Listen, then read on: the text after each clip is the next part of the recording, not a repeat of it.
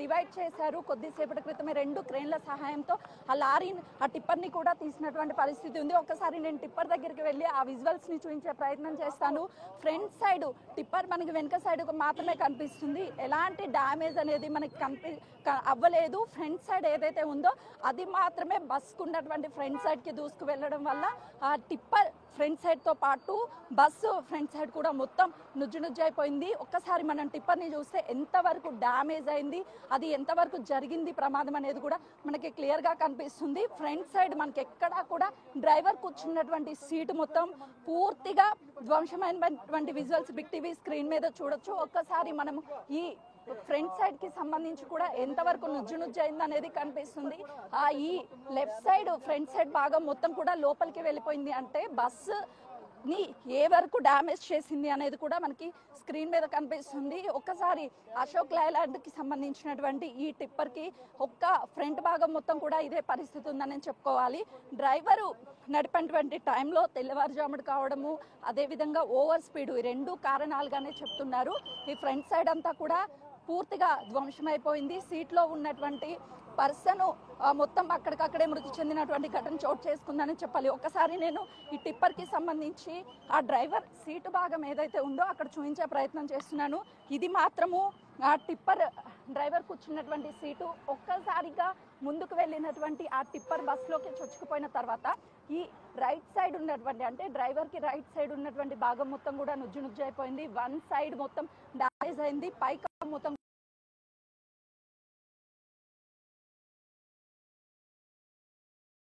Bus driver కూడా పరిస్థితి విషమంగా ఉన్నట్లు అటు వైద్యులు తెలుపుతున్నారు. పోలీసులు మాత్రం ఈ కేసుకి సంబంధించి ఇన్వెస్టిగేషన్ చేస్తున్నాము. ప్రమాదానికి గల ప్రధాన కారణము టిప్పర్ డ్రైవర్ అతివేగం అని చెప్తున్నారు. అంటే అఖిల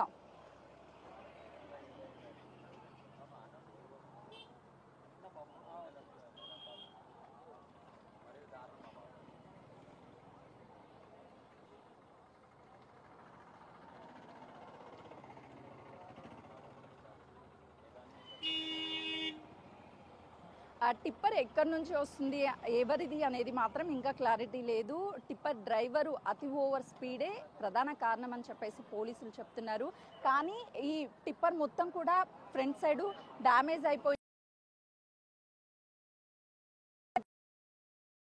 బస్సు ఇటు చేవెళ్ళ వెళ్తున్నటువంటి ఈ టిప్పరు ఒక్కసారిగా టిప్పర్ని కంట్రోల్ చేయలేక బస్ని ఓవర్ స్పీడ్తో ఢీకొట్టడంతో లోపలికి చొచ్చుకుపోయింది. అందులో ఉన్నటువంటి ప్రయాణికులు కూడా గాయాలవడము, 19 మంది చనిపోవడం జరిగింది. కానీ టిప్పర్లో కేవలము డ్రైవర్ ఉన్నాడని చెప్తున్నారు. డ్రైవర్కి తీవ్ర గాయాలైనాక తను కూడా చనిపోయాడు అని చెప్పేసి ఇప్పుడు పోలీసులు వెల్లడించారు. అయితే ఈ టిప్పర్ ఎవరిది, రెగ్యులర్గా ఇదే రూట్లో వస్తుందా లేదంటే ఫస్ట్ టైం ఈ రూట్లో వస్తుందా అనేది కూడా ఇంకా క్లారిటీ లేదు. అంటే ఓవర్లోడ్ ఉన్నటువంటి టిప్పర్ మనం చూస్తే ఎంత పెద్దగా మనకి టిప్పర్ కనిపిస్తుంది అర్థమవుతుంది. నార్మల్ గానే ఇది కొన్ని వందల టన్నుల వరకు ఈ టిప్పర్ వెయిట్ అనేది ఉంటుంది. అందులో లోడింగ్ అని అంటే ఆ కంకర వెయిటేజ్ ఇంకా ఎక్కువగా ఉంటుంది. కాబట్టి అప్పుడు హెవీగా ఉన్నటువంటి వాహనాలు చాలా వరకు స్లోగా వెళ్ళాలి. కానీ వీళ్ళు ఓవర్ స్పీడ్ గా వెళ్ళడము, దాంతోపాటు లోడింగ్ గా ఉన్నటువంటి బండ్లు కూడా కొంతవరకు స్లోగా వెళ్ళాలి. ఆ ఓవర్ స్పీడ్ ని రెండింటిని, అటు వెహికల్ వెయిట్ ని అదేవిధంగా అందులో ఉన్నటువంటి లోడ్ ని రెండింటిని బ్యాలెన్స్ చేయలేక బ్రేక్ వేసినా కూడా ఆగకపోవడం వల్ల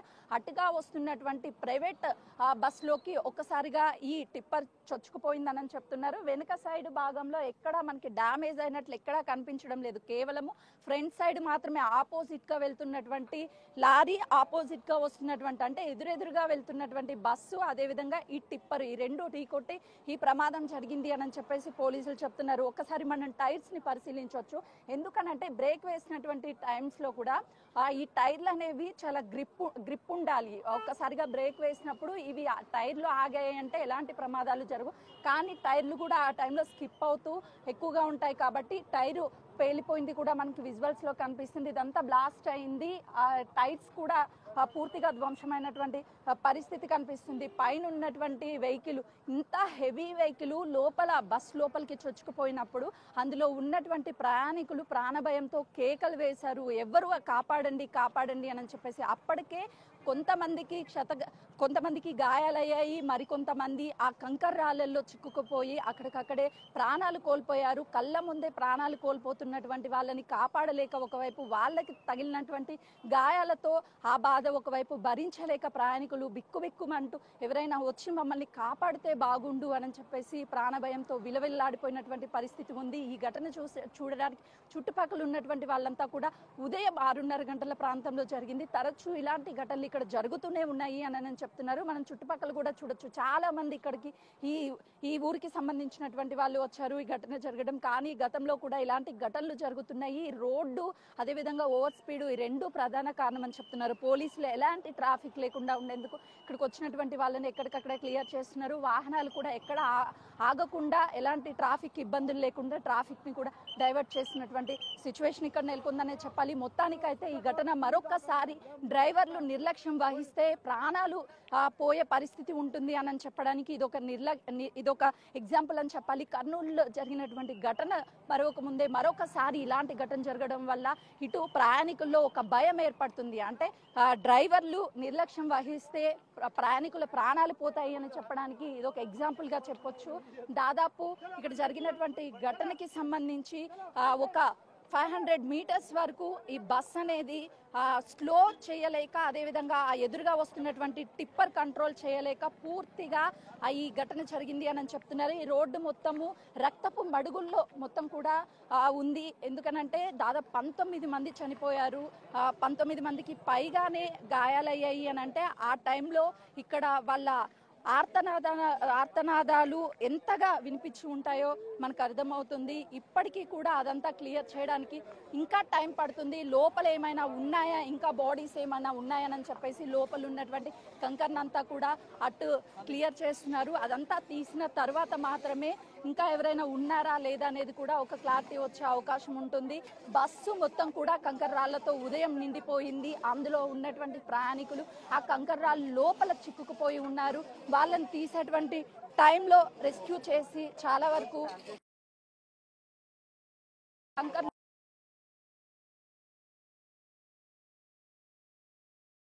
ప్రయాణికులు ఎవరిని కూడా ప్రాణాలు అప్పటికే కోల్పోయి ఉండడంతో ఎవరు ఏం చేయలేకపోయాము అని చెప్పేసి చెప్తున్నారు. కానీ ఇలాంటి ఘటనలు ఈ హైవేల మీద తరచూ జరుగుతూ ఉన్నాయి. ఆపాలి అంటే రోడ్డు మరమ్మతులు చేయాలి అని చెప్పేసి స్థానికులు చెప్తున్నారు.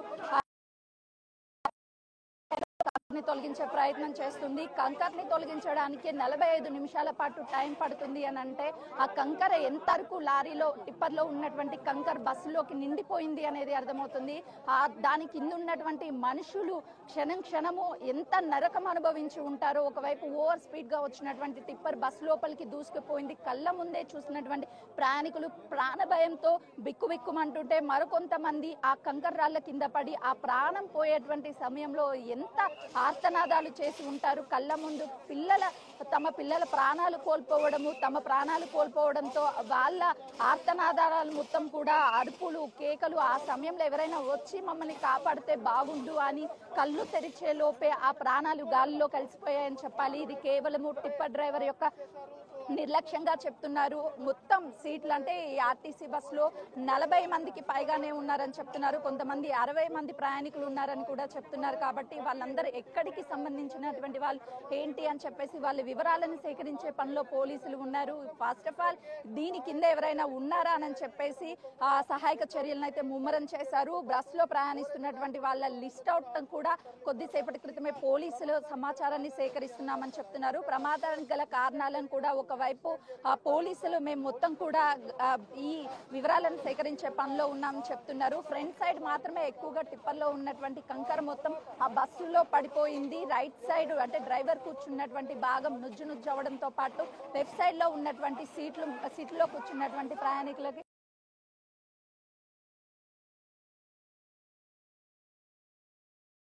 పోలీసులు పంపించే ప్రయత్నం చేస్తున్నారు. కానీ ఈ ప్రమాద ఘటనా స్థలానికి చేరుకొని జరిగింది అని చెప్పేసి అంటున్నారు. ఇద్దరు కొద్దిసేపటి క్రితమే మరి ఇద్దరు చనిపోయినట్లు, అంటే చనిపోయినటువంటి వారి సంఖ్య 2 పెరిగిందంటే దాదాపు 21 మంది చనిపోయారు. మరికొద్ది సేపట్లోనే మంత్రి పొన్నం ప్రభాకర్ కూడా ఘటనా స్థలానికి చేరుకోబోతున్నారు.